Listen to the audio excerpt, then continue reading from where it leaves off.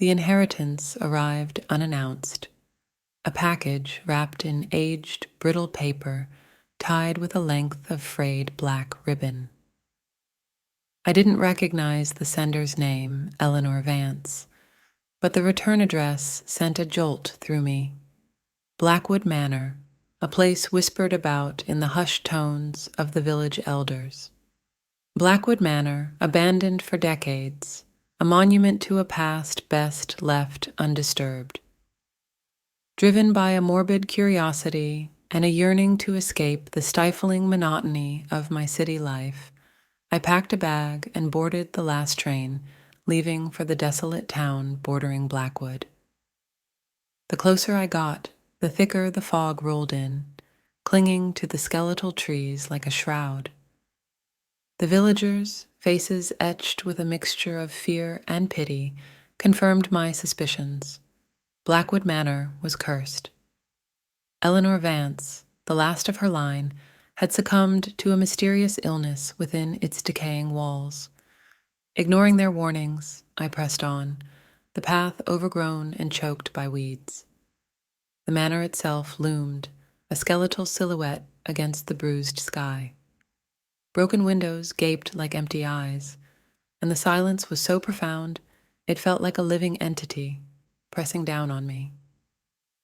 Inside, dust motes danced in the pale slivers of light filtering through the grime-coated windows. Cobwebs draped the furniture like macabre tapestries, and the air hung heavy with the smell of damp earth and decay. The inheritance turned out to be a single, leather-bound journal tucked away in a dusty corner. Its yellowed pages spoke of a forgotten family, obsessed with the occult, and rumored to have dabbled in dark magic.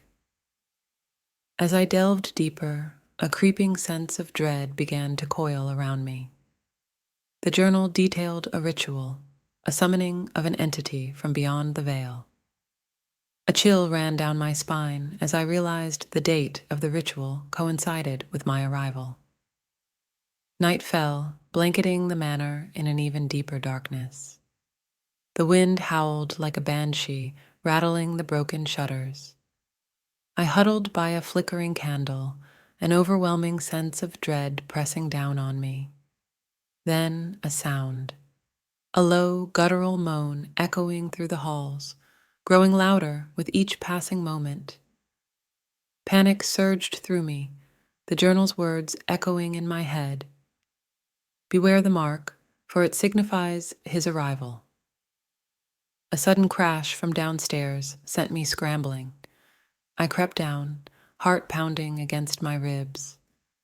In the grand hall, a sigil burned on the dusty floorboards, glowing an unnatural crimson. In the center of the sigil, a figure materialized from the shadows. Tall and skeletal, with eyes that burned like embers, it reached out a hand, long skeletal fingers tipped with razor-sharp claws. A primal scream tore from my throat, but it was too late. The figure's touch was like ice, an unnatural cold spreading through my body. Images flooded my mind, horrifying visions of the rituals performed by the Vances, the entity they sought to control. Then, with a sickening crack, darkness. I awoke to the cold light of dawn, weak and disoriented. The sigil was gone, the hall bathed in the pale light of the rising sun. But something had changed. A black mark, a perfect replica of the sigil, branded my skin, a constant reminder of the horror I'd barely escaped. Fleeing Blackwood Manor, I returned to the city, forever changed. The nightmares began, vivid and terrifying, filled with the entity's mocking laughter and the chilling promise. You may have escaped the manor, but you cannot escape me.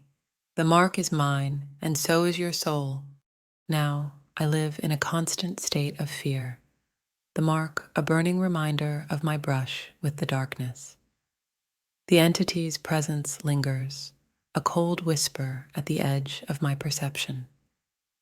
Blackwood Manor may be silent, but the horror it holds has latched onto me, a malevolent parasite promising a slow, agonizing descent into madness.